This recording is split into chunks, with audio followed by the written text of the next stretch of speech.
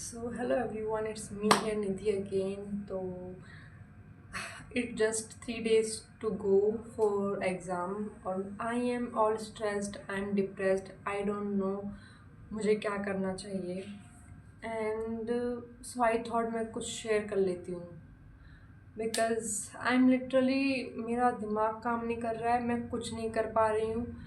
I want to go home but I can not go home before 2 days. I have to wait for 2 days to go home.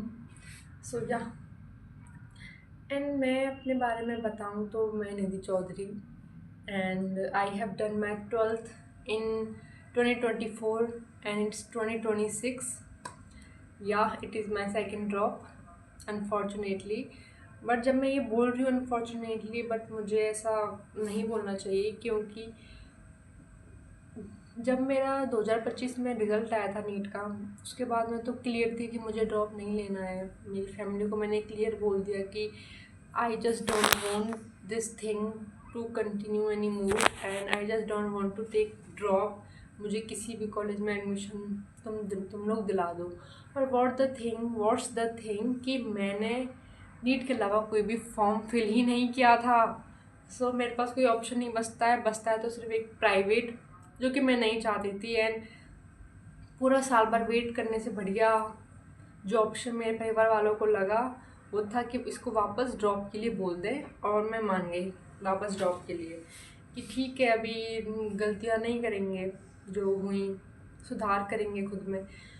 And I don't understand. मैंने वो start किया preparation 2026 के लिए and सब smooth चल रहा था. मेरे अंदर क्या होता है, मैं आधा साल बिल्कुल डिटरमाइंड रहती हूँ और फिर कुछ हो जाता है, मोमेंटम बिगड़ जाता है and I lose the grip.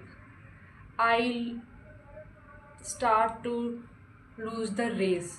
And to be honest, जैसे अभी मेरा सेकंड ड्रॉप है और मैं यूट्यूब स्क्रॉल कर रही थी और मैंने देखा एक video. There is a YouTuber, a female YouTuber जो अभी 12th में है and she is really very clear about कि मुझे नीट परस्यू नहीं करनी, मुझे अब नीट में अपना फ्यूचर नहीं देखना, मुझे नहीं बनना doctor. Because I do not think myself to be that much responsible. Because to be a doctor बहुत रिस्पॉन्सिबिलिटी की बात है bro, and it is.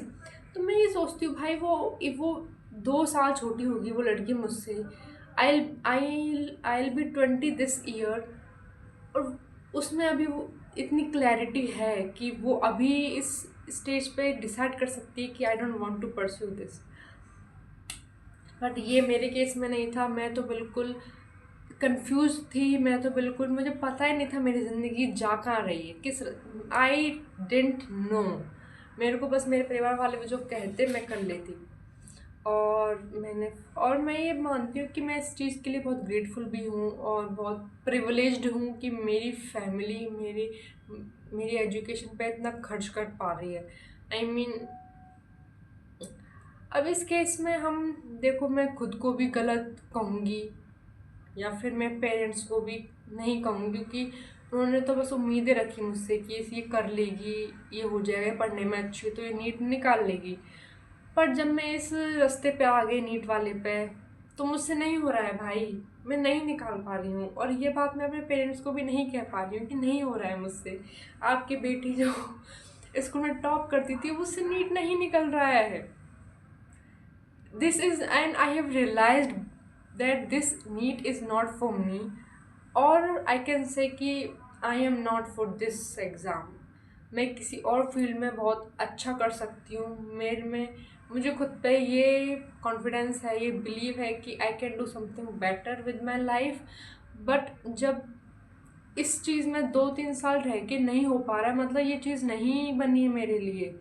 Life के 2-3 साल इज़ रियली बहुत मैटर करते हैं और ये सिर्फ इस लूप में ही चली गई है, नीट के लूप में ही चली गई है.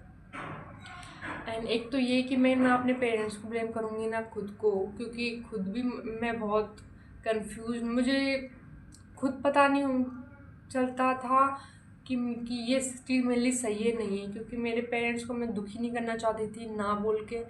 और मुझे लगता था कहीं ना कहीं कि जब लोग मुझसे ज़्यादा मुझ पे विश्वास कर रहे हैं, तो आई थिंक मुझे इसको ट्राई देना चाहिए। सिर्फ ये थॉट के साथ मैंने 2026 के लिए प्रिपेयर करना शुरू किया था, बट नहीं guys, I was wrong.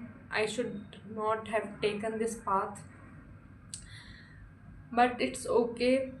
But I hope कि मैं इससे ओवरकम हो जाऊँ, कि ठीक है निधि कोई बात नहीं, मैं ओवरकम होंगी जब मेरा कि कोई लाइफ में कुछ स्टार्ट हो जाएगा, लाइक माई कॉलेज और एनीथिंग। बिकॉज मुझे लगता है कि मैं बहुत पीछे छूट गई हूँ, मैं 20 की हो गई हूँ, and my batchmates, my classmates are already in college and they are living, they are making their academic life, and I'm just stuck here. And you know what, इस चीज़ के लिए मैं इतना कंप्लेन कर रही हूँ ना कि मैं नीट वापस क्यों दे रही हूँ, मुझे नहीं लेना चाहिए था ड्रॉप।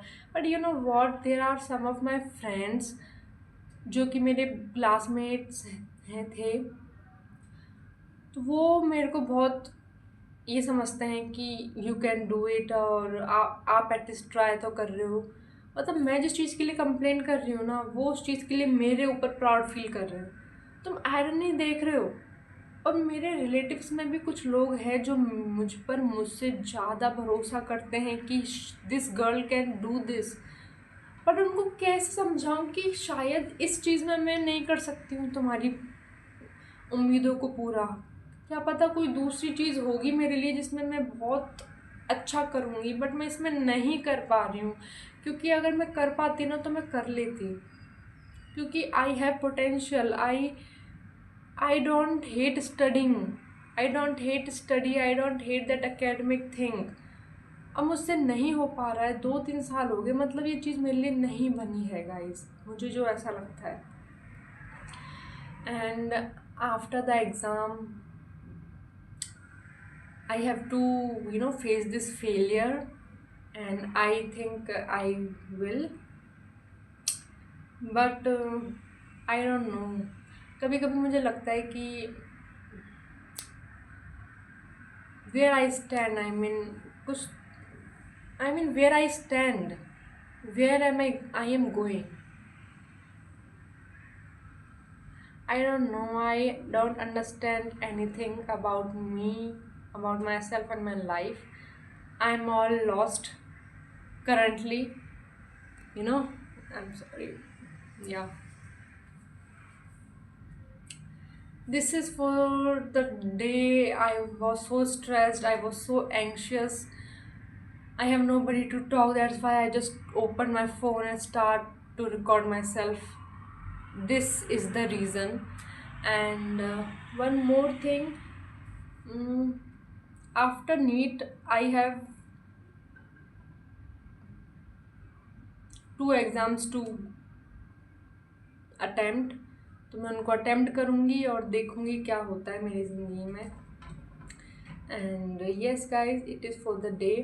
आई होप आप सभी जो मेरा वीडियो देख रहे हैं नीट एस्पिरेंट, उनका नीट बहुत माशाल्लाह बहुत अच्छा जाए, और मेरा भी अच्छा जाए, ठीक ठाक जाए। I don't have any hopes, नहीं है भाई, होप्स नहीं है।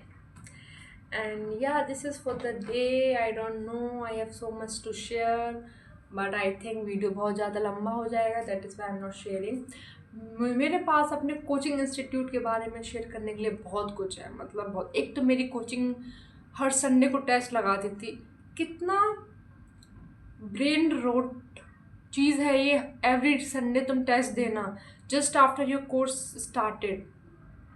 मैं इससे पिछले साल आकाश में थी, वहाँ पे एवरी संडे टेस्ट नहीं होते थे, वहाँ पे शुरू के महीने थोड़ा गैप में टेस्ट होते थे। एक सिलेबस का एक एक बल्क बन जाता था, उसका टेस्ट होता था, फिर छोटा छोटा बल्क का फिर टेस्ट होता था। तो एवरी संडे नहीं होते थे, उसमें सांस लेने की हमें जगह होती थी।